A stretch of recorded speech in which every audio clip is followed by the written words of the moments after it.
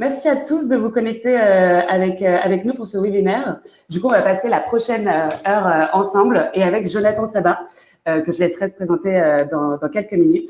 Et on va parler des épiques en product management. Mais avant ça, je voudrais vous faire une petite introduction sur où est-ce qu'on est, qu'est-ce que c'est cet événement, pourquoi est-ce qu'on organise ce webinaire. Et du coup, aujourd'hui, on est chez Maestro. Maestro, c'est l'école du product management. Et on a plusieurs formations au métier de product manager, au métier de product designer notamment. Et en fait, il y a une pédagogie qui réunit toutes ces formations, c'est qu'on passe par la pratique. Comme vous pouvez le voir là, on met 80% de pratique et 20% de théorie. C'est ce qu'on applique dans toutes nos formations parce qu'on pense vraiment que pour apprendre ces métiers, pour être à l'aise avec les méthodologies, comme avec les épiques par exemple, il faut pratiquer, il faut s'entraîner, il faut se confronter à des études de cas. Et du coup, vous allez voir pendant ce webinaire qu'on va vous donner un petit aperçu de ce que c'est une session à une formation Maestro parce que Jonathan vous a préparé une mini-étude de cas. Je vous donne rapidement les dates de nos prochaines formations. On en a une qui commence pour le bootcamp de cette semaine intensive en temps plein qui commence le 6 septembre. On a le format part-time, donc c'est des cours du soir, donc c'est adapté à un job ou à vos autres obligations qui démarre le 13 septembre. Et enfin, on a la formation de Product Design qui commence le 6 octobre et ça, c'est sur cette semaine. Si vous avez des questions là-dessus, vous n'hésitez pas à me contacter. Vous avez mon email en bas de la slide. Et je vous donne tout de suite nos prochains rendez-vous. Donc, je pense qu'une grande partie d'entre vous est passée par notre groupe Meetup pour rejoindre cet événement. Du coup, on vient à peine de le lancer. Il a à peine 2 semaines, c'est un petit bébé notre groupe, mais voilà, on veut vraiment faire grandir cette communauté, le plus possible rassembler des passionnés de produits autour de nos événements. Et en fait, on va en organiser, c'est tous les mardis de midi à 13h, nos events. Et c'est ouvert à tous, c'est gratuit, c'est toujours des intervenants top niveau comme on a la chance d'avoir Jonathan aujourd'hui. Donc voilà, je vous recommande de bien rejoindre le groupe et de suivre les prochains événements qu'on organise. On en a déjà un de carrière coaching la semaine prochaine, mardi 29, midi, même horaire, avec Charlotte Usuro, qui est créatrice de PEPS et qui s'occupe de la culture produit en entreprise. Et du coup, voilà, ça va être une session et je vous invite à aller regarder un peu le programme de cette session. Je vais vous envoyer le lien parce que là, vous pouvez pas le cliquer. Après, vous avez tous les replays de nos webinaires qui sont dispos sur notre chaîne YouTube. Et évidemment, toutes les informations sur Maestro sont sur le site internet. Un petit mot sur les règles de ces webinaires. Ici, c'est vraiment un endroit pour échanger. Donc, n'hésitez pas à poser vos questions dans le chat à fond. On sait que c'est des événements ouverts. Donc, il y a des personnes qui participent qui ont tous les niveaux. Il y en a qui connaissent par cœur déjà les épiques. Il y en a qui les appliquent déjà au quotidien. Et puis, il y en a pour qui ça ne veut encore rien dire pour l'instant et qui sont non initiés. Du coup, voilà, c'est une phrase un peu bateau, mais il n'y a pas de questions bêtes. Ça s'applique pendant ces webinaires aussi. Et n'oubliez pas de consulter la fenêtre sondage parce que pendant le webinaire, on va vous poser des petites questions et vous pourrez voter. Et maintenant, c'est à vous de prendre la parole, enfin de prendre votre clavier plutôt dans le chat pour nous dire un peu ce que vous êtes venu chercher en rejoignant cet événement. Est-ce que vous êtes product manager? Est-ce que vous êtes product designer? Est-ce que vous êtes product marketing manager? Donnez-nous votre rôle et qu'est-ce que vous voulez apprendre? Pourquoi est-ce que vous avez besoin d'en apprendre plus sur les epics? Enfin voilà, dites-nous ce que vous venez chercher à ce webinaire. Je vous laisse le mettre dans le chat. J'entends des petits pop-up. Pascal, tu captes plus rien? Tu captes pas ce que je dis? On m'entend pas? Si on m'entend. Alors, moi je t'entends. Ok. J'ai une petite donc ça veut dire que Pascal ne comprend pas le sujet pour l'instant, mais ça c'est normal. J'espère qu'à la fin de la session, ce sera clair. Du coup, Pascal, tu peux peut-être juste nous dire ton rôle dans ta boîte et du coup, pourquoi est-ce que tu voulais rejoindre un event sur les epics? On a Dorian, juste curieux de comprendre ce qu'on met derrière ce gros mot qui est épique. Trop bien. Je ne connais rien au product management. J'ai vu de la lumière et je suis venue. On adore, Anthony. Parfait. Trop cool. Les autres, je vous laisse répondre vous-même dans le chat, les autres participants. Et on va tout de suite commencer avec un sondage. Est-ce que vous utilisez les épiques au quotidien?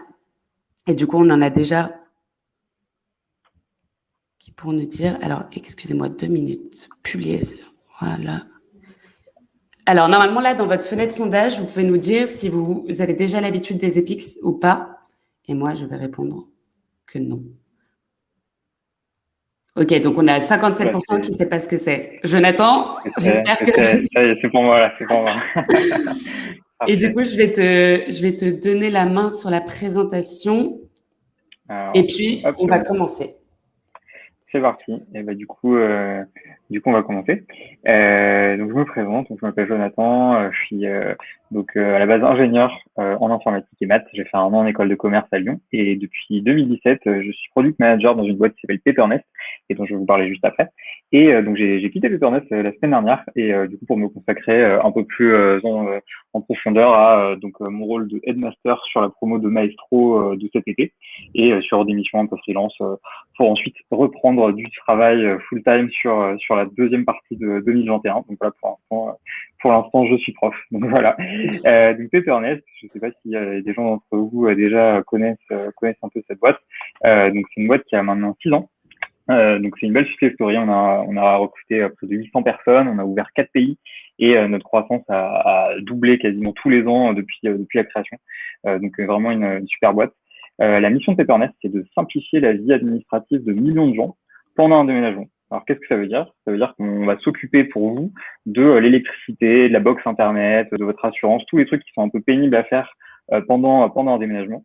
On va le faire pour vous et c'est gratuit. Donc, les utilisateurs ne payent pas. En revanche, les fournisseurs nous rémunèrent dès qu'on leur amène un client. Du coup, c'est un modèle assez vertueux où nous, on a gagné de l'argent. L'utilisateur, on s'est occupé de ses démarches pour lui et un fournisseur a gagné un nouveau client. Et du coup, ça a très bien fonctionné jusqu'à maintenant et ça explique aussi la croissance qu'on a eue jusqu'à aujourd'hui. À terme, l'idée, c'est d'aller encore plus loin, c'est de simplifier la vie administrative de millions de gens tout au long de leur vie, donc pas seulement pendant un déménagement. Et c'est aussi le travail sur lequel j'ai travaillé, c'est la mission que j'ai eue pendant ces dernières années. Donc à quoi ça ressemble Peppernest?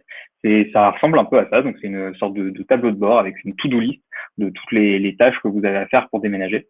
Et donc la version au-delà du déménagement, ça va être plutôt celle-là, une interface sur laquelle vous allez avoir tous les contrats, les abonnements sur lesquels vous payez tous les mois. Et du coup, un moyen simple de les résilier, les changer pour une version moins chère. Donc ça va être le tableau de bord de Peppernest. Donc maintenant, on va rentrer dans le sujet des épiques. Alors les épiques, c'est quoi? Tout simplement, ça va être un gros sujet. Voilà. J'ai volontairement resté très simple sur la définition.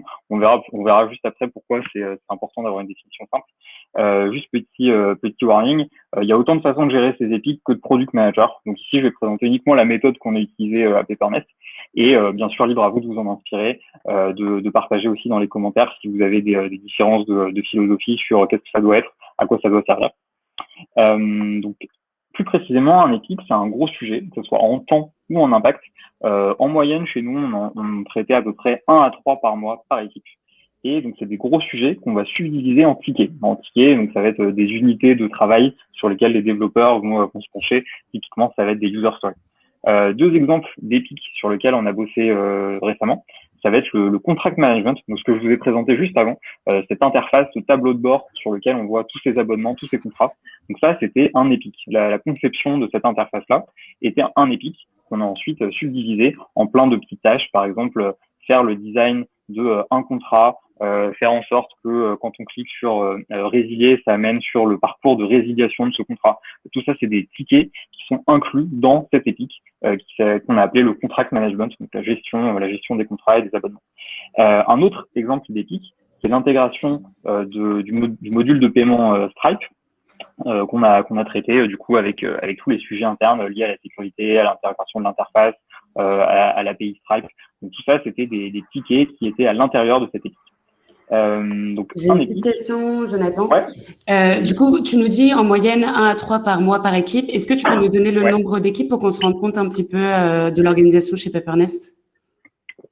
Oui, alors du coup, à Peppernest, aujourd'hui, on a 4, bientôt 5 équipes, donc chacune fonctionnant sur le modèle des squads, donc avec un PO/PM, 4 à 5 développeurs et quasiment un testeur par squad. Okay. Et voilà, donc c'est ça que j'appelle une équipe. Ok. Et on a une question dans le chat qui nous demande, un ticket, c'est une user story? Oui, absolument. Un ticket, ça va être une user story, exactement. Top. Donc voilà, en termes de communication, un épique, ça doit être l'élément le plus sur lequel vous allez le plus communiquer. Tout le monde dans votre boîte doit être au courant de vos épiques. C'est vraiment le truc sur lequel vous devez parler à longueur de journée. Donc en amont, pendant la conception, pendant le développement, pendant la construction et après que ça soit sorti, tout le monde doit savoir ce qui se passe, donc où vous en êtes, quels sont vos questionnements, comment se passe le développement, aussi est-ce que ça a rempli ses objectifs. C'est pour ça que moi j'utilise souvent un nom brandé en quelque sorte, donc avec un emoji qui fait office de logo, un nom qui va être toujours le même et sur lequel je vais marteler sans arrêt les réunions, les Slack, les emails de newsletter, etc. Donc c'est vraiment quelque chose sur lequel je vais être je vais surcommuniquer quoi. Comment je vais organiser mes épiques, pardon, je vais faire le lapsus un certain nombre de fois, je m'en excuse. Donc ça va être sur un modèle de Trello. Donc en gros, on va avoir un Trello dont la première colonne va être la liste des idées, donc un backlog de plein d'idées d'épiques non triées, donc des choses qui ont besoin de réflexion, qui ont besoin d'être retraitées après. Ça va être un peu le bac à table. Donc c'est un peu là où je vais mettre tout ce qui me passe par la tête, toutes les choses sur lesquelles je pense qu'il faudrait travailler un moment. La deuxième colonne, donc celle qui va être la phase de conception, c'est tous les épiques qui sont en cours de préparation. Donc en gros, c'est là où drivé par la vision, les objectifs, nous on travaille par OKR, donc du trimestre, on va sélectionner des épiques dans le backlog et on va choisir ces épiques-là pour les creuser, pour aller plus loin dans leur affinage, pour aller faire le design, pour aller faire la rédaction des tickets. Donc en gros, c'est là où on va faire aussi les tests. En conclusion, c'est un peu là où la majorité du temps du product manager doit se passer, c'est dans cette étape de conception, de préparation des épiques. Donc on parle aussi de discovery à ce stade. Voilà. Et donc c'est une colonne qui va être triée. Donc on va vraiment faire les épiques dans l'ordre dans lequel ils sont affichés dans cette colonne et on va les prendre un par un. Donc du haut vers le bas. Et comment est-ce qu'il se rank? Enfin, du coup, tu prends celui qui est en haut. Et ouais, du coup, exactement. c'est le product manager qui les... Absolument, on va les trier avec le framework ICE, qui maximise l'impact en minimisant l'effort. Et donc c'est ça qui va faire le classement un peu de cette colonne. Mais du coup, ça c'est le rôle du... Ouais. Ok. Et juste, c'est le rôle du PM. Ouais. Tu as une petite question dans le chat de Anthony qui demande si c'est un peu la méthode Scrum Agile appliquée au développement de produits. Alors oui, l'agile pour le coup, enfin la méthode Scrum, ça va être plutôt sur la troisième colonne, la phase de développement. Donc celle où c'est les développeurs qui vont prendre le relais du sujet de l'épique. Donc une fois qu'un épique est bien conçu et bien terminé, on va rédiger des tickets, des user stories et les présenter à l'équipe de développement. Et du coup, ces tickets-là, du coup, ils vont être développés. Donc, dans cette étape-là, on va mettre évidemment l'épique dans la colonne du milieu, donc celle de développement. Et on essaye d'en avoir maximum 2 à 3 en parallèle.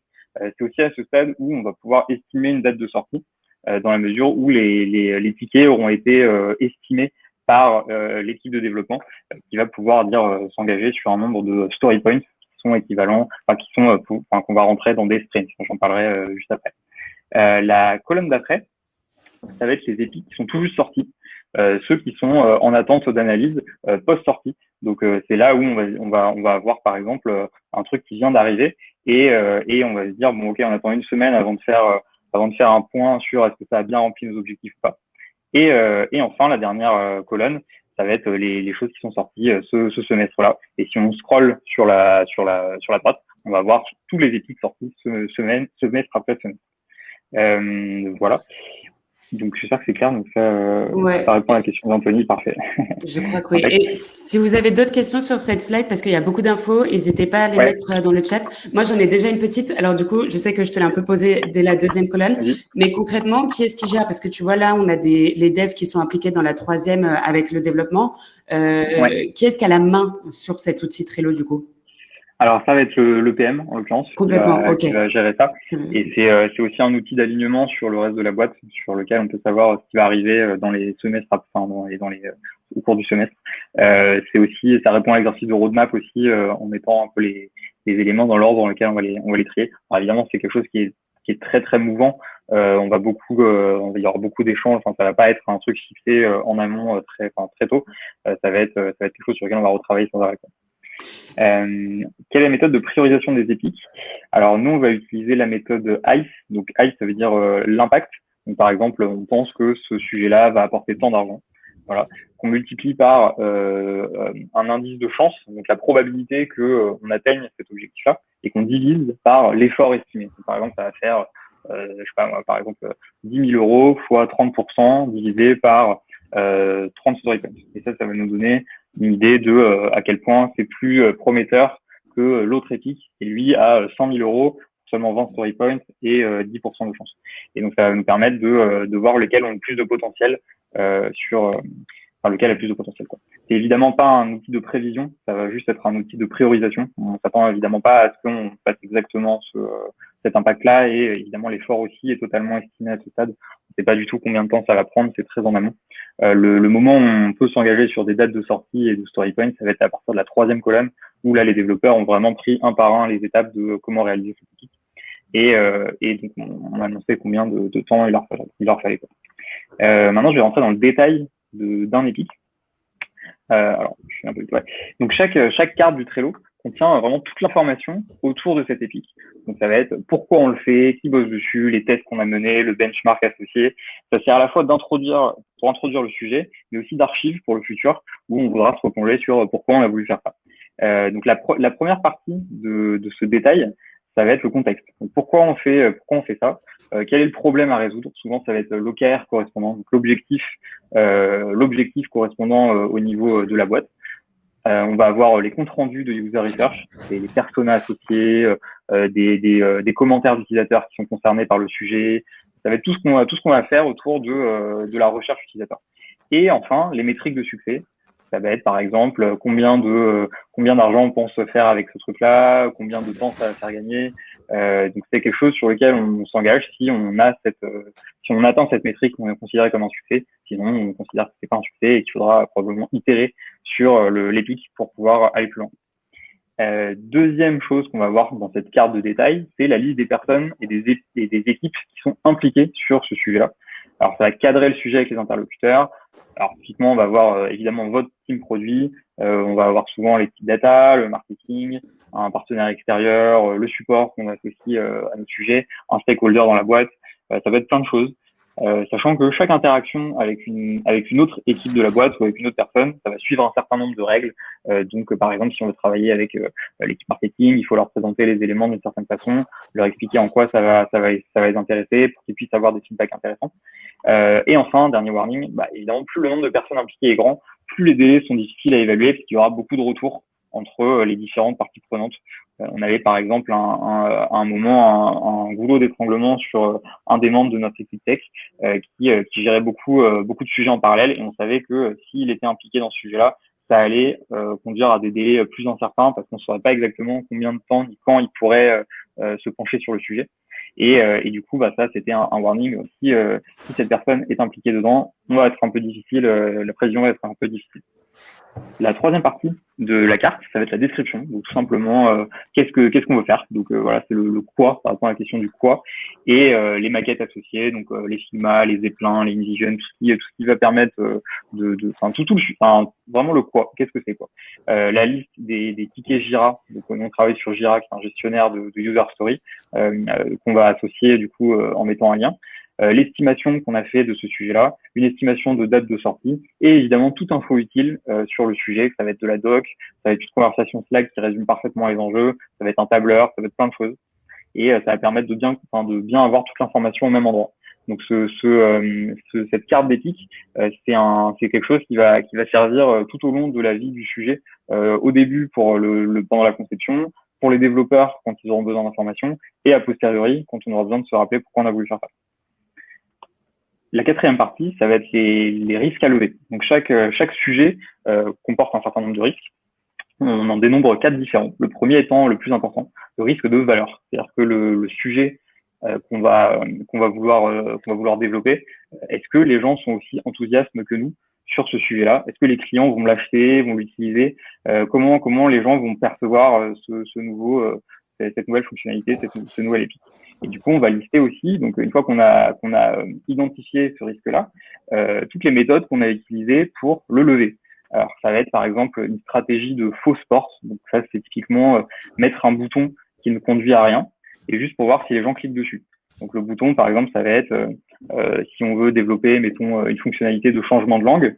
Avant de développer la fonctionnalité, on va juste développer le bouton et on va compter le nombre de gens qui cliquent sur ce bouton pour savoir si c'est intéressant ou pas de développer la vraie feature derrière. Donc voilà, ça c'est une stratégie qui permet de voir si une fonctionnalité aura de la valeur pour les clients avant de le développer. Pour lever ce risque, on va aussi faire de l'analyse, des benchmarks, des tests, enfin, ce genre de choses qui nous permettent de savoir en amont si ça vaut le coup d'impliquer du développement à posteriori. Le deuxième risque, c'est une fois que le risque de valeur a été levé, on va essayer de savoir si les gens ils comprennent bien comment l'utiliser. Donc ça veut dire que quelque chose sur lequel qui apporte de la valeur mais qui est incompréhensible, qui est trop caché, en fait ça ne marchera pas, c'est un échec pour la feature. Donc pour ça, on va faire des tests utilisateurs, on va faire des focus group, faire des bêta tests, toutes ces méthodes permettant de savoir si les gens comprennent la fonctionnalité. Le troisième type de risque, ça va être le risque technologique, c'est la faisabilité. Est-ce qu'on est capable de construire cette épique-là en temps et avec les compétences qu'on a et la tech qu'on a aujourd'hui? Ça, par exemple, ça va se lever avec beaucoup de conversations avec l'équipe tech. C'est pour ça que c'est très important de les impliquer en amont, pas seulement dans l'étape de développement, mais aussi dans l'étape de conception. Et du coup, ça va être beaucoup de conversations. Dans certains cas où il y a des incertitudes fortes, on va vouloir faire ce qu'on appelle des POC, des Proof of Concept, donc des une mini-version de la feature qui va permettre de savoir si on arrive ou pas à faire la vraie version. Enfin, le quatrième type de risque, c'est la viabilité business. C'est si notre sujet il va fonctionner aussi pour les autres teams de la boîte. Je pense par exemple au support, au marketing, à la partie légale. Et donc ça va être beaucoup de conversations aussi en amont du développement, pour savoir si on est dans les clous et si on va pas avoir un no-go au dernier moment une fois que la feature est déjà développée. Alors du coup, j'ai déjà des questions. Alors, Ouais, tu as pas mal de questions. Il y a une première question de mail, du coup, qui demande tout ça. Alors, du coup, tout ça, c'est sur une fiche Trello ou dans en Confluence, avec notamment Jira.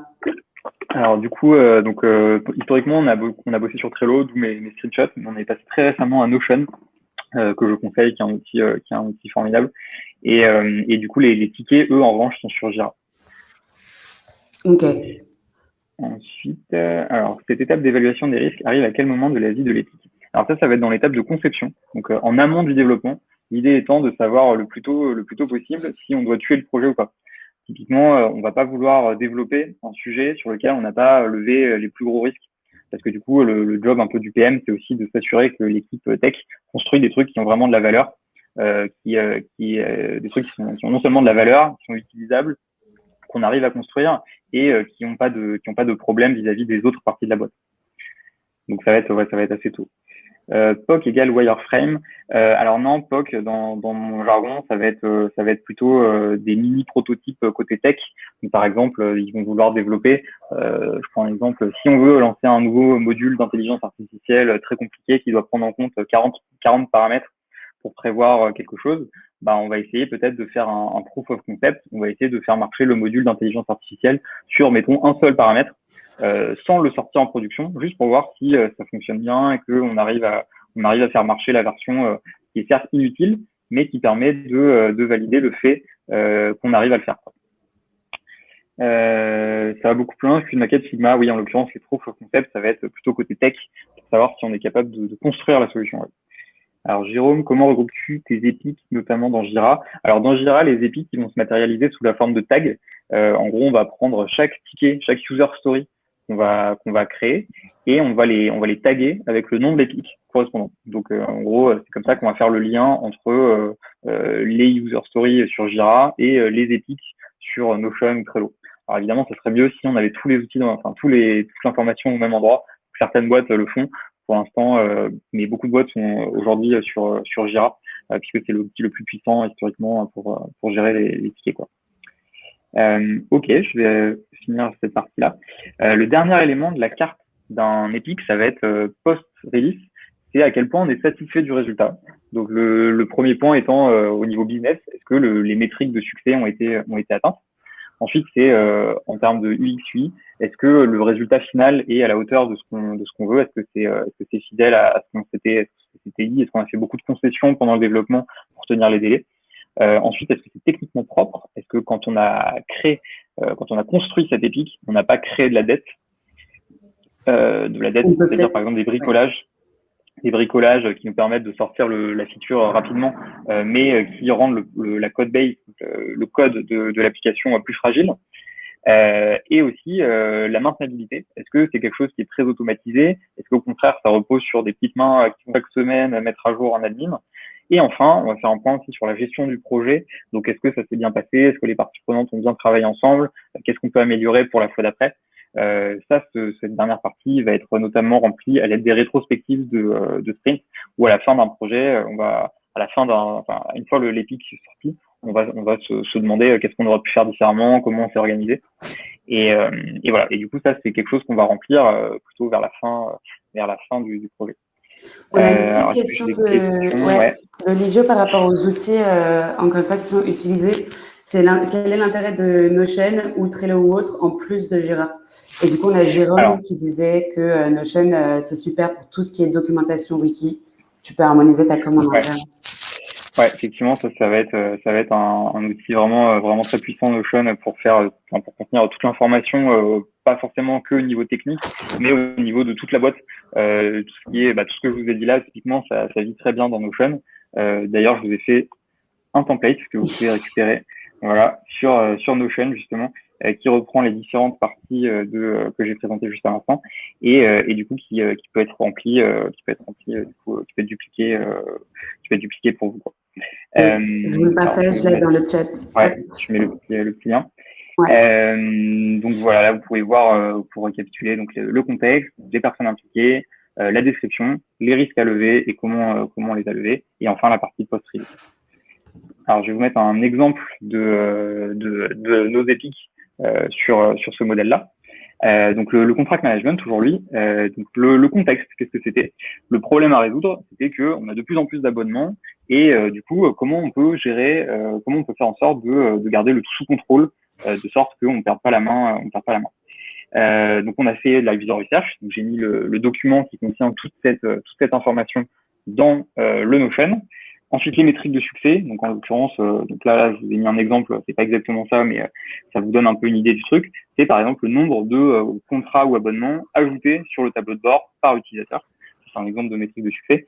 Évidemment, c'est chiffré. Là, je l'ai pas mis parce que c'est confidentiel. Mais dans un monde réel, il faudrait avoir, par exemple, 20 contrats ajoutés ou 5 contrats ajoutés, de sorte que on puisse savoir si à la fin on l'a atteint ou pas. Il suffit pas juste de dire beaucoup de contrats, il faut vraiment être précis et pouvoir définir si c'est un succès ou pas. Enfin, les équipes impliquées, donc ça va être chez nous, ça a été les teams B2C, l'équipe data, l'équipe qui bosse sur les publicités, l'équipe qui gère la marque. En revanche, ceux qui n'ont pas été impliqués, c'était les équipes opérations, tous ceux qui géraient le logiciel Salesforce de vente, l'équipe des partenariats à ce stade n'était pas impliquée dans le projet, ce qui veut pas dire qu'ils le seront pas à terme, mais juste pour bien cadrer le sujet, c'est des équipes qui n'ont pas été impliquées à ce stade. Ça veut dire que toutes les équipes, excuse-moi, je te coupe, toutes les équipes doivent se retrouver dans cette catégorie, soit en impliqué, soit en non impliqué. Alors, on va plutôt mettre que ceux où on peut avoir des doutes. On va pas mettre tout le monde à chaque fois. Ok, je me disais ça fait beaucoup de mais ça peut être voilà les classiques. Voilà, est-ce que si on se pose la question, oui c'est le cas, non c'est pas le cas. D'accord. Voilà. Ensuite, description de l'épique. Donc la mini description, permettre aux utilisateurs, donc vraiment en une phrase, voilà, d'ajouter, de souscrire, de résilier leurs abonnements et contrats sur un tableau de bord. Les maquettes, donc avec le lien vers Sigma, les tickets Jira associés avec le lien, les estimations en termes de monétaire et l'effort associé, une estimation de date de sortie qui va s'affiner au cours de la conception, et enfin les types de risques, donc le risque de valeur, les risques d'utilisabilité, donc on en avait listé plusieurs. Donc le risque de valeur a été solutionné via de la user research. Alors c'est jamais totalement solutionné, évidemment, on ne peut pas supprimer le risque. L'idée c'est de faire le maximum pour le mitiger et arriver à une solution dans laquelle on a confiance, quoi. Les risques d'utilisabilité, donc on en avait listé plusieurs là également, qu'on a essayé de lever avec des tests utilisateurs, plusieurs. On a itéré aussi sur les tests. On a fait un bêta test, on a présenté la solution à plusieurs personnes en interne et qui l'ont utilisé dans leur vie perso pour voir un peu leur retour avant de le lancer au grand jour. Ça nous a permis aussi de corriger pas mal de choses avant la sortie. Les risques technologiques, Donc ça, pour le coup, on avait quelques doutes sur le fait que on puisse tenir, par exemple, encore une fois, je vais donner un exemple, qu'on puisse afficher un très grand nombre de contrats sur une même page, parce que ça gère beaucoup de choses côté tech, pardon. Et du coup, on a dû faire des discussions d'époque, on a résolu de la dette technique pour pouvoir gérer ça proprement. Voilà, donc ça c'était les risques qu'on a levés sur ce sujet-là. Voilà. Ensuite, si un épique est trop gros, vous avez la possibilité de le diviser en lots. Donc le lot étant un mini épique qui associé à plusieurs épiques constitue vraiment l'intégralité du sujet.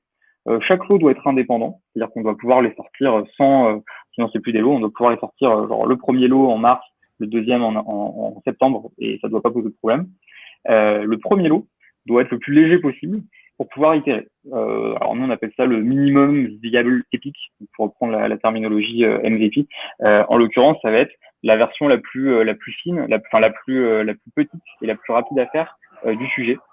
Parfois, il arrive qu'on développe que le lot 1 parce qu'il suffit pour résoudre le problème qu'on s'était fixé, ou alors parce que ça répond pas du tout au problème qu'on s'était fixé et c'est pas la bonne approche. Quelqu'un va l'abandonner. Mais du coup, on va essayer de faire le lot 1 le plus petit possible et d'ajouter des lots successifs. Donc en l'occurrence, pour vous donner un exemple sur le contract management, le lot 1 c'était juste afficher sur un tableau de bord les contrats et les abonnements, pouvoir les ajouter à la main. Le lot 2, c'était pouvoir aller les récupérer automatiquement dans votre compte BNP. Ça, c'est un truc qu'on a développé en lot 2. C'est très important, mais c'est pas indispensable pour pouvoir gérer ses abonnements. On n'a pas besoin obligatoirement d'avoir la récupération automatique. En revanche, c'est très important, donc on l'a fait en lot 2. Ensuite, petit quiz. Petite question, ouais, j'ai une petite question par rapport au lot. Ouais. Pour se rendre compte un peu d'une estimation, jusqu'à combien de lots ça peut être découpé? Alors nous, nos plus gros sujets, on les a divisés en 4 lots, mais ça arrive assez rarement. En général, on s'en sort à 2. Le premier lot étant la version la plus minimale et le lot 2 étant le peaufinement, le raffinage, quelques features additionnelles. Et souvent, ça se présente de cette façon-là. Ok, très bien, merci. Voilà, je passe au quiz. Du coup, est-ce qu'on peut diviser un épique par compétence de l'équipe? Par exemple, l'épique côté back et l'épique côté front. Et du coup, rendez-vous dans le sondage. Je vous ai publié un petit... On a 100% de non. 4... Ah, on a 1, ça dépend. Alors, 1, ça dépend. Grande majorité pour le non.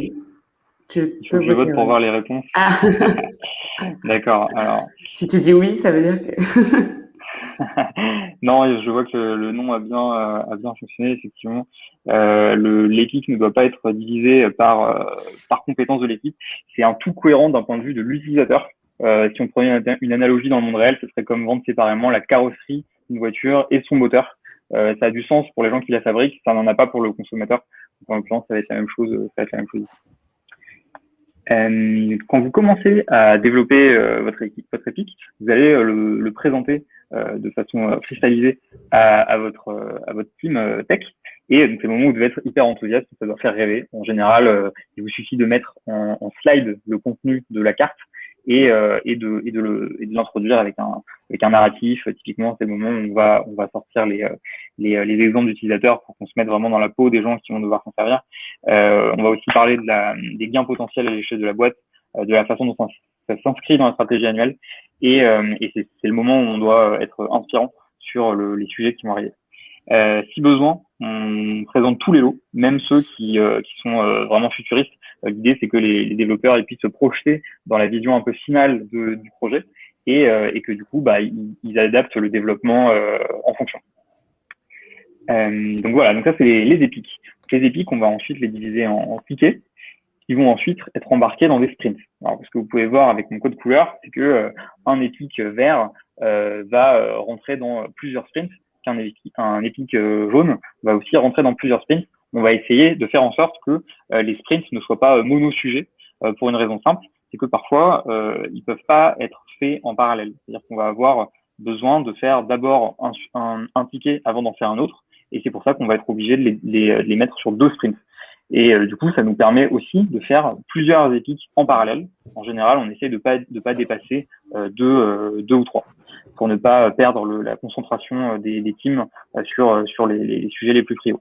Ce que vous pouvez voir aussi dans mon code couleur, c'est que chaque sprint ne contient pas que des sujets qui viennent d'un Epic. Il y a aussi des tickets individuels, des choses qu'on va faire, par exemple, pour débloquer la team marketing sur un problème de tracking, ou alors on va faire passer de la dette technique pour pouvoir préparer un Epic dans le futur. Ça va être aussi tout ce qui est de l'ordre des bugs qu'on va résoudre en temps réel. Donc voilà, les sprints ne contiennent pas 100% d'Epic. Est-ce qu'on a des questions? Ouais, on en a une qui vient d'être postée. Oui. Si vous avez des questions, n'hésitez pas à les mettre dans le chat, même si on avance un peu sur la suite du sujet, on peut revenir dessus. Du coup, on a une question de Bettina qui dit généralement, un Epic se réalise en combien de sprints au maximum?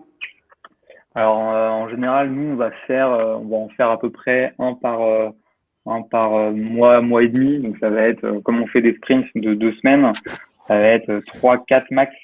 L'idée, c'est que l'Epic, il soit pas non plus un truc immense qui prenne 6 mois. On arrive à le découper au maximum, pour avoir un lot 1 qu'on puisse sortir très vite. Et du coup, l'idée, c'est vraiment qu'on arrive à contenir, que ça fasse pas des projets de type EPR de Flamanville qui ne sortent jamais, et qu'on arrive à vraiment avoir quelque chose de très très fin, au moins en premier lot, quoi. Ok. Ça répond bien à ta question. Yes, c'est good. Parfait. Alors, mini récap sur les tickets et les sprints. Alors, un Epic, c'est quoi? C'est un gros sujet qu'on divise en tâches unitaires. Le ticket, c'est quoi? C'est une tâche unitaire qui peut être du type soit user story, soit bug, soit dette technique. Un sprint, c'est une collection de tâches unitaires. Les fréquences, pour un Epic, ça va être 1 à 3 par mois. Les tickets, ça va être 10 à 30 par mois. Les sprints, comme on en fait on fait des sprints de 2 semaines par mois, ça va être de l'ordre de 2 par mois. Certaines teams vont faire un peu plus, des sprints plus courts, par exemple. Des exemples d'Epic, ça va être le contract management lot 1. Un exemple de ticket, ça va être par exemple l'intégration rapide d'une API telle que Luco. Un exemple de sprint, ça va être le sprint 21, par exemple. Qui décide? Pour un Epic, en général, ça va être le PO et son manager, éventuellement le CEO si c'est des sujets vraiment cruciaux. Le ticket, ça va être uniquement le PO pour être plus agile. L'idée, c'est que quand on change un ticket, on n'a pas besoin de prévenir toute la boîte. Et pour les sprints, ça va être pareil, uniquement le PO pour être plus agile. En termes de communication, en Epic, ça va être maximal. On va en parler avant, pendant et après le développement. Les tickets, ça va être juste au niveau de la team, de la squad. Ça va être par exemple pendant les stand-up, pendant les sprint review. Et les sprints, pareil, ça va être au niveau de la squad. Donc, on va en parler pendant les grooming, donc le moment où on présente les tâches aux développeurs, et les sprint review, donc c'est-à-dire à la fin des cycles de 2 semaines de sprint, on va présenter les tâches qui sont sorties. Au niveau de l'analyse et de la préparation, les Epics, vous l'avez compris, ça va être maximal. On va passer le maximum de temps en phase de conception. Et en fait, c'est ça qui va permettre, c'est de là qu'en fait, tout le reste va découler. La préparation des tickets va être du coup minimale, puisque tout aura déjà été fait en amont. Et pareil, la préparation des sprints, elle va être vraiment très facilitée par le fait que les Epics sont très bien préparés. On a une question Ouais. Les lots sur Jira, c'est une épique d'Epic finalement. Alors les lots sur Jira, alors je suis pas familier avec cette fonctionnalité-là. Je sais que dans Jira, tu peux gérer les épiques avec les tags, ce que nous on fait, mais je sais pas à quoi correspondent exactement les lots. Je t'avoue, c'est la limite de ma compréhension de Jira, qui est un peu une usine à gaz en termes de fonctionnalités. On découvre des fonctionnalités tous les jours. Donc désolé, il faudrait que je me renseigne sur à quoi ça correspond exactement. Est-ce qu'on a d'autres questions sur ce tableau? Parce qu'il y a beaucoup d'infos, donc peut-être qu'il y a des questions. N'hésitez pas à les mettre dans le chat. C'est vrai que finalement, ça c'est vraiment du coup le fonctionnement de Papernest, mais ça peut un peu varier en fonction des entreprises. Peut-être que vous, c'est pas exactement la même rythmique dans vos propres boîtes. Absolument, cette organisation-là, c'est un équilibre qu'on a trouvé au fur et à mesure du temps entre les différentes teams, que ce soit produit, design et tech, et sur lequel on a fini par s'engager. Mais cet équilibre, il va être différent d'une boîte à l'autre. Là, c'est plus pour vous donner un exemple de situation qui est en place, qui fonctionne relativement bien. Moi, j'avais une question aussi par rapport à la communication, parce que tu nous as pas mal parlé de l'implication des devs, mais du coup, il y a d'autres équipes qui sont impliquées. Et du coup, c'est quoi exactement le moment où on se pose et tu montres ton Trello ou ton Notion, ça dépend sur quel outil tu es, avec toutes tes épiques et on fait un point sur chaque équipe où est-ce qu'elles sont engagées? Est-ce qu'il y a des moments?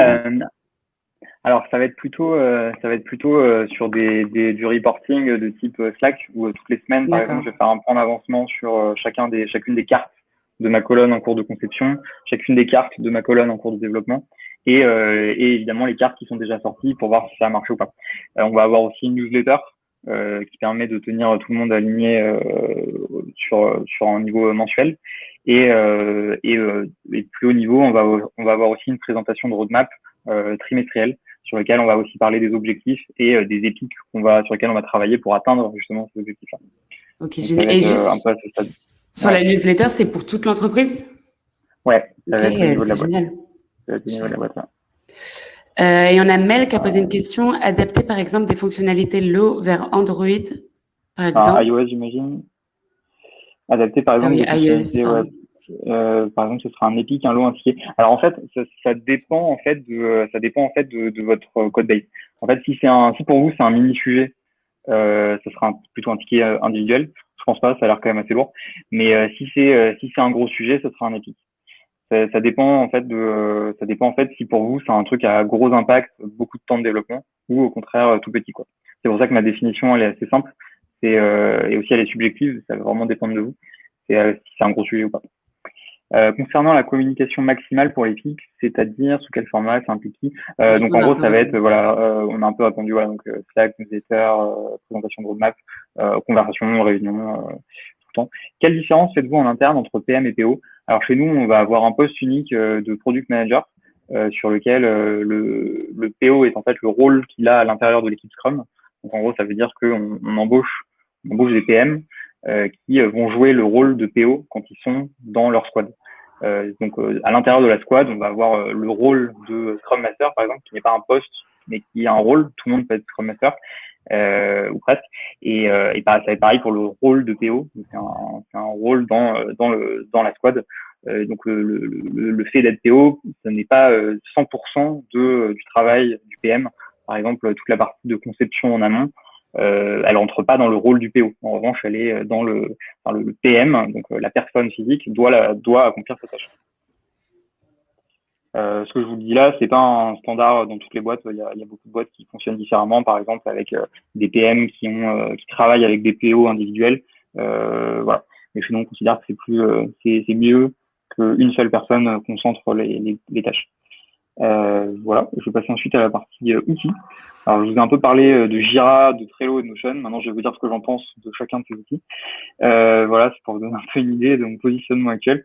Jira, vous l'aurez peut-être compris, je considère que c'est un peu une usine à gaz qui a accumulé les fonctionnalités au fil des années pour devenir quelque chose qui est assez lent et assez pénible à utiliser. Malheureusement, c'est aussi le plus puissant et du coup, il y a beaucoup d'équipes qui vraiment reposent dessus depuis très longtemps et pour lequel changer, c'est trop compliqué. Mais pour une team qui commence aujourd'hui, je pense que c'est pas forcément le meilleur choix. Il peut y avoir des outils qui sont plus intéressants. Je pense notamment à Product Board ou à Linear, qui sont deux outils spécialisés pour justement la gestion de produits tech, pour lesquels j'ai jamais utilisé, mais qui ont l'air très prometteuses. Airtable, c'est un outil généraliste qui permet aussi de faire de la gestion de projet de façon assez solide, que j'ai jamais utilisé personnellement dans ce cadre-là, mais qui a l'air très chouette. Trello, voilà, donc Trello c'est le plus simple, c'est celui qu'on utilisait historiquement pour gérer nos épiques. Donc c'est quelque chose qui est très facile à prendre en main, qui est assez puissant, que tout le monde connaît. On peut pas se tromper avec Trello. Et Notion, moi c'est mon petit coup de cœur de l'année. Voilà, c'est vraiment un outil extrêmement puissant qui permet de faire des choses à la fois très fines et très haut niveau, de façon claire et facile à prendre en main. Donc je pense qu'aujourd'hui c'est le meilleur de sa catégorie. Et en plus, il a cet avantage exceptionnel d'être pas forcément un truc spécifique au produit, mais aussi un truc qui peut être utilisable par le reste de la boîte. Donc que ce soit les ventes, le support, le marketing, le design, tout le monde a vocation à bosser sur Notion à un moment ou avoir un équivalent de Notion. Et du coup, le fait d'avoir ces sujets tech sur Notion, ça permet aussi de les associer avec le reste de la boîte, que ce soit pas sur un outil un peu externe que personne vraiment comprend ou utilise. Ça permet un peu de ramener la tech dans les considérations globales de la boîte, quoi. Ouais, petit sondage. Oui, j'ai mis un petit sondage pour savoir quels outils vous Parfait. utilisez. On en a beaucoup qui sont sur Trello, du coup. Personne sur Product Board et Linéa. Donc, Ah, c'est encore trop récent. Je pense que ça viendra aussi du temps. Ok. Alors Notion, ouais, je vais l'utiliser pour la doc user research Epic exactement, ouais, c'est ça. Et Jira, je vais m'en servir pour les tickets individuels.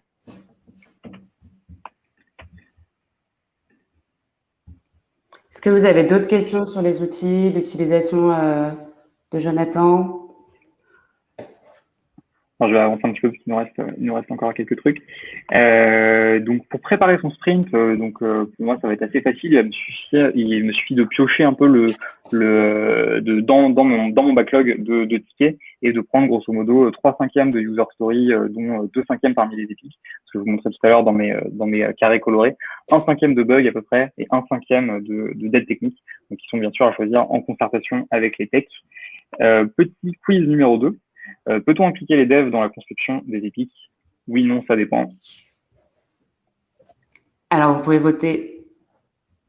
Sondage. Anthony qui dit tout le monde semble pester contre Jira, mais tout le monde l'utilise. Ouais, c'est ça, on lit par contrainte. Alors, du coup, pour ton quiz, on a une grosse majorité qui dit oui et quelques-uns Alors, qui j'ai disent dit ça oui, j'ai dépend. dit ça dépend. Évidemment, hein, c'est oui. Hein, j'avais peur d'avoir des noms à ce stade, mais Mm. oui, c'est même obligatoire. Hein, il faut s'assurer qu'au moins un dev, souvent tech lead, examine et challenge les idées, prototypes à chaque étape de la conception pour avoir le maximum d'infos sur la faisabilité, voilà, les coûts et d'éventuelles meilleures solutions, puisque on va aussi être très ouvert sur challenger les solutions. Hein. De manière générale, la conception, elle doit être partagée publiquement tout au long tout au long du process. Et en aucun cas, les développeurs ne doivent découvrir l'Epic le jour du grooming. Ça, c'est interdit. Il faut vraiment que ce soit fait tout du long de la conception. Quoi. Alors, est-ce qu'on doit s'arrêter de faire de l'exploration, de la discovery, dès lors que les tickets sont en cours de développement delivery? Alors, je publie le sondage et en même temps, je crois vous pouvez aller voter. En même temps, je crois qu'on a une question dans le Ah, chat. on a une question. Alors, il vaut mieux utiliser et impliquer le CTO, un lead dev dans la conception des équipes. Ça va dépendre des sujets. Parfois, ça va être des sujets très structurants où c'est bien de remonter au niveau du CTO. Mais en général, le lead dev, il est assez solide pour ça. De manière générale, le lead dev, c'est un peu votre partenaire dans cette partie-là. Et s'il considère qu'il a besoin de référer à son CTO, il le fera. Au niveau du sondage, alors, Grosse majorité de non. J'ai l'impression ah, que vous êtes parfait. très fort. Vous ne vous faites pas avoir par les Ça, pièges de c'est, Jonathan. Ça c'est bien, impeccable. Donc ouais, bien sûr, les deux efforts doivent être menés en parallèle. Il faut être très vigilant à ne pas laisser la gestion de la delivery, donc typiquement les rendez-vous Scrum, les questions des développeurs, empiéter sur la partie de conception, de recherche. Donc c'est important de mener les deux batailles en parallèle pour une raison simple, c'est que la conception d'aujourd'hui, c'est la delivery de demain. Et du coup, si on fait l'impasse sur la conception aujourd'hui, la delivery de demain, elle va être de mauvaise qualité. Donc voilà. On va passer au mini-atelier. Et on a Donc, une petite question juste avant petite de Moed question. Alors, sur la avant de distinction commencer, entre ouais. grooming. Tu distingues le grooming avec la planification. C'est quoi la Alors, différence? le grooming, chez nous, ça va être le moment où on présente aux développeurs les épiques et les tickets qui sont cristallisés et qu'on va vouloir développer dans le sprint qui s'annonce. La planification, j'ai pas exactement de réunion qui s'appelle planification. Pour nous, la planification, je pense que l'équivalent, ça serait le moment où je mets mes tickets dans mon backlog pour préparer un sprint qui va arriver. Alors, grooming et refinement. Alors, je sais pas exactement ce que tu mets derrière ce terme. Ça, c'est peut-être un jargon que je connais pas. J'en connais plein des jargons, mais oui, bien sûr. Ok, dans ce cas, parfait. Si vous pouvez vous répondre entre eux, c'est parfait. Du coup, je vais passer au mini atelier. Donc, comme vous le savez, on gère les contrats, les souscriptions, mais notre ambition, c'est de gérer aussi la façon dont les gens résilient ou changent de contrat ou d'abonnement. Et donc, typiquement, on va vouloir lancer un service de résiliation de magazines depuis le tableau de bord, depuis la plateforme. Et en amont, on veut quand même s'assurer que la demande existe bel et bien et qu'on ne développe pas ça pour rien. Dit autrement, comment est-ce qu'on pourrait faire pour lever le risque de valeur en amont du développement et pas en se rendant compte après l'avoir développé que finalement personne n'en veut, personne n'est intéressé. Donc, du coup, je vais vous demander de passer peut-être 2 minutes à réfléchir de votre côté, à poser vos questions et dans le chat me proposer vos réponses. et si besoin, passer sur scène pour présenter la réponse. Donc, je vous laisse jusqu'à 53. Si vous savez déjà, n'hésitez pas à le mettre dans le chat. Hein.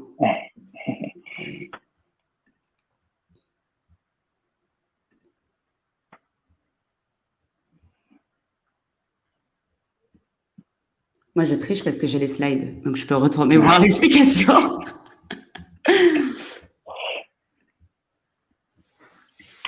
Salut, tu ne captes pas la réponse.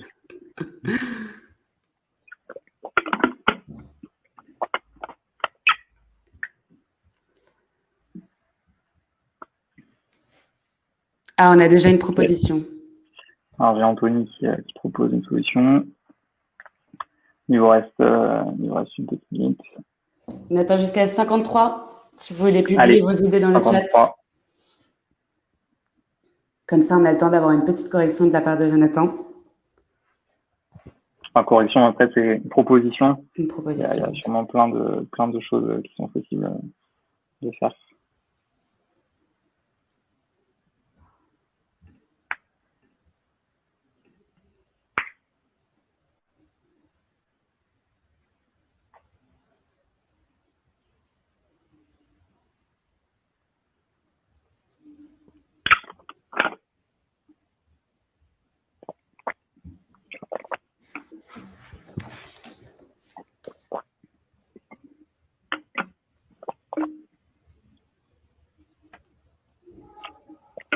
Alors, il est 53. Je vais laisser juste Nicolas finir de taper. Alors, mesurer l'attente du besoin avec les commerciaux et les recherches, appeler les clients sur ce sujet, ouais. Proposer un prototype d'estimation au terrain et voir si les personnes s'arrêtent. Ouais, c'est plein de bonnes idées. Alors, la fake on a l'air de faire la réponse attendue, mais c'est pas de créer de la frustration chez les utilisateurs avec ce procès. Ah, j'attendais ce commentaire. Alors, dans des kiosques, sondage directement sur l'outil. Ouais, alors il y a plein de bonnes choses. Alors, du coup, la réponse que j'attendais, c'était effectivement la fake door. Donc ça, vous l'avez compris, c'est un peu ma stratégie préférée parce qu'elle permet assez facilement d'avoir des bons résultats. Du coup, comment faire pour ne pas avoir de frustration? Alors, il y a plusieurs façons. Soit on fait cette stratégie que sur une toute petite proportion non cruciale de nos utilisateurs. Typiquement, on va peut-être avoir un segment d'utilisateurs sur lequel il n'y a pas de gros comptes ou de clients trop actifs. On va vouloir peut-être le faire sur 5% des gens. Ou alors, on va pouvoir être comme nous, on a moins de ce problème-là. On va le faire sur tout le monde, mais on va avoir un message très gentil, par exemple, à bientôt, ou alors n'hésitez pas à nous laisser vos remarques, on vous tient au courant, vous serez les premiers à pouvoir mettre la main dessus. Il y a pas mal de façons de faire en sorte que la frustration elle est pas trop grande et qu'elle n'impacte pas notre image de marque et notre business. Mais effectivement, c'est un sujet et c'est un peu le seul inconvénient de cette méthode. Qui, au-delà de ça, permet d'avoir très rapidement des bons résultats. Donc ça, c'est la réponse que j'attendais, mais évidemment, elle se substitue pas à la user research, la data client qui va avec. Donc là, comme vous l'avez tous dit, hein, c'est une très bonne façon de faire. On va vouloir analyser les données, on va vouloir demander un peu avec le support, voir s'il y a eu des demandes, on va appeler des gens. Ça, c'est typiquement tous les efforts de recherche qui vont accompagner ça. Mais pour moi, ça va plus être la stratégie de faux sport qui va donner le fin mot de l'histoire parce que ça va être de la data vraiment solide, quoi. Ça va être de la data la plus solide qu'on peut imaginer puisque c'est la même qu'il y aura en conditions réelles. Et dans un deuxième temps, ce qu'on va vouloir faire, c'est au lieu de développer la fonctionnalité déjà, on va se dire, s'il y a suffisamment de clics sur cette fausse porte, on va faire la fonctionnalité de façon très bricolée. Donc ça veut dire, par exemple, faire un mini typeform, un mini formulaire sur lequel on va demander les informations pour pouvoir faire la résiliation et on va la lancer à la main, peut-être sur les 20 premiers clients pour voir si donc les gens déjà ils vont au bout du typeform. Donc ça c'est déjà un point important. Et aussi si on découvre pas des choses en cours de route, par exemple que la résiliation des magazines du groupe féminin L, en fait ça passe pas du tout on peut pas les faire à distance, faut vraiment que ce soit l'utilisateur qui les fasse directement. Donc en fait ça va nous permettre d'apprendre deux choses. D'une, si les gens sont prêts à aller au bout du formulaire, donc pas juste cliquer pour voir ce qu'il y a derrière. Et deux, s'il n'y a pas des choses techniques qui vont nous manquer, donc en termes de faisabilité, pour pouvoir vraiment faire la feature en entier, quoi. Donc ça, c'est dans un deuxième temps, si la fake door a fonctionné, de faire la feature mais bricolée pour voir si les gens vont au bout et qu'on arrive à la faire. Et seulement une fois que ces deux phases ont été rentrées avec succès, on va pouvoir développer la chose. Il faut garder quand même un truc en tête, c'est que les stratégies de faux sport et de test, elles ne sont intéressantes que si elles sont beaucoup plus courtes que de faire la feature pour de vrai. Si pour faire la feature, vous avez besoin d'1 heure, ça vaut pas le coup de faire des stratégies test, puisque du coup, le test va être plus long que la vraie fonctionnalité. Là, les tests que je vous propose, c'est intéressant que si vous avez au moins un ordre de grandeur en termes de temps et de facilité à faire versus le vrai truc, quoi. Donc voilà, je sais pas si c'était clair pour vous. Ouais. Si, moi c'était très clair. J'ai une petite question du coup dans les risques à lever que tu nous as présentés au début. Donc là en fait avec ces deux étapes, on a le risque de valeur et le risque d'utilisabilité Ouais, qui ont été absolument. levés. D'accord. Et aussi dans les propositions. Dans les propositions, très majoritairement, on avait la feuille d'or et on a aussi Olivier qui a proposé un sondage directement sur l'outil. Est-ce que potentiellement, ça peut être une manière de… Alors, il y a des, on le voit parfois dans les outils B2B. Moi, je suis pas hyper fan de ça parce que je considère que les gens, ils vont pas forcément dire non, quoi. Ils vont dire oui et après, ils vont peut-être pas s'en servir, en fait. Comme si on demande à quelqu'un, est-ce que t'aimerais un outil qui fasse 1000 trucs? Bah, je veux dire oui parce que ça m'engage à rien. Alors que là, l'engagement, il est plus important parce l'engagement, on demande aux gens vraiment de s'en servir, en fait. Il y a une preuve d'engagement. Alors que juste déclarer qu'on va s'en servir, pour moi, ça va pas être une preuve suffisamment forte. Un moyen d'avoir un engagement fort, ça serait par exemple de dire, OK, vous voulez l'utiliser, bah dans ce cas, donnez-moi votre email, ou alors donnez-moi votre numéro de carte bleue, ou alors prenons un rendez-vous pour en discuter. Ça, c'est un moyen de prouver que la personne, elle est vraiment motivée pour utiliser le truc. Mais juste de déclarer que c'est le cas, pour moi, ça va pas être suffisant. Okay. Super. Bah, merci tout le monde. Je vous souhaite une très bonne après-midi. Merci beaucoup, Jonathan. Merci à vous. Bye tout le monde.